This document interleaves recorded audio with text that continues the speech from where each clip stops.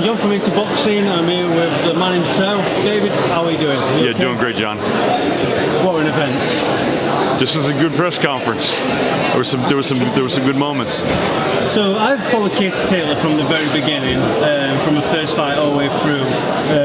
She never says much outside the ring. Obviously does all the talking inside the ring. So what's your opinion on Katie Taylor? Well, I mean, she transcends the sport. She's amazing. She's done so much for it. She's a trailblazer, Olympic gold medalist, undisputed lightweight champion of the world, now moving up in a second weight class. She has a very tough test on Saturday. Christina Linardatu is a world champion for a reason. That being said, you know, I like Katie in the fight because I just like her boxing acumen. I like her IQ. I like her speed. You know, she's never been a huge puncher, so I don't expect her to stop Christina per se, but just expect a good performance, you know. Do you think she needed to move up weight? No, she didn't need to do it, but I mean, you see it a lot in women's boxing because obviously the field is not as thick as it is in men's, so a lot of times the ladies go up in weight or go down in weight accordingly to find the right dance partner. But I mean, there's Amanda Serrano that a lot of people want to see her fight. People want to see her fight Delphine Persoon again. That was a very tightly contested fight at the Garden. So there's different fights for her, but you know, it's what she wants to do, and you know, I can't wait to see the fight. So we'll stick to women's boxing. Yeah. Terri Harper. So I run Terri Harper TV as well as Into Boxing. Yes. Not many people are going to know Terri Harper. She's not been on the scene very long, but the little time she's been on the scene, she's whitewashed. Let me just say this. I have a real soft spot for Terri Harper. I mean, you're not going to find a nicer girl anywhere in the world. I mean, she's so genuine. She's such a hard worker. You know, the stuff that she does with Steffi Bull, coming out of Doncaster, she's amazing. And she's got the IBO strap. She's in a really tough fight. Obanov is a tough fighter. So it's a bit busy in here. Oh, it's right. So it's a really tough fight. This is not a tick over. She's got a real fight on her hands. Oh, I watched that lady break Joe's heart last time. Yeah, absolutely. Yeah, so. But I mean, I'm a massive Terri Harper fan, and you know, there was a great moment yesterday.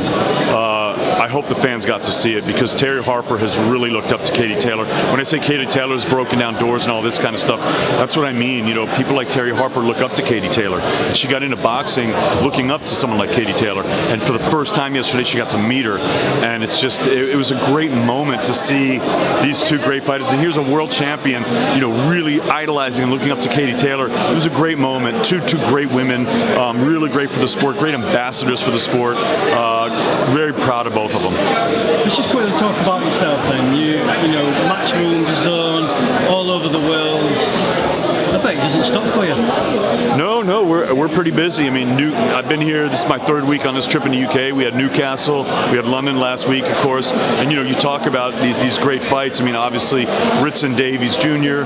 Was incredible. Cheeseman Fitzy was incredible. And then, you know, last week, you know, Chisora Pricey and Taylor Prograis it was a really unbelievable night. And also Selby Burns. I mean, that was a great fight. But this week, it's just Anthony Crolla's last dance, and all these guys on here. You know, obviously the Cash Cullen fight for the middleweight is great. It seems tasty.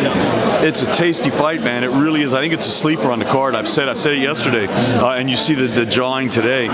Both guys are here to win, right? And that's what makes a great fight. So Eddie Hearn's got this very good way of starting them off, just planting the seed. He knows, but he's a promoter, and he knows what he's doing, man. He's the best at what he does, and Kez Ashvac and Joe Hamm is a really nice mix-up too. And then Hopi Price, getting to see him.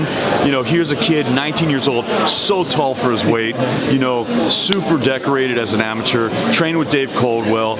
I mean, looking for big stuff from Hopi Price. You know, Dalton Smith on the card with his father Grant here. I mean, it's a great card. There's a lot of great people on this card, but really to me, this night is going to be about Anthony Crolla. Obviously, he's fighting Frank Urquiaga, the tough Peruvian from Spain. He's coming to win.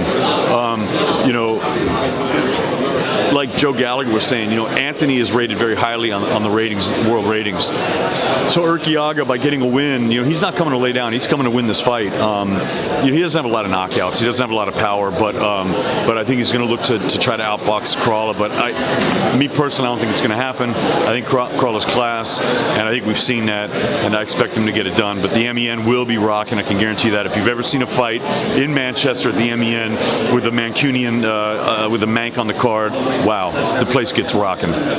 So the last thing then. So I were on the plane on the way on holiday with a wife, and I watched Muhammad Ali, and one of the fights, the ring guy did the double surname. Yeah. When I first watched you, obviously do the double surname. Yeah. I thought that was quite a new thing, but it's not.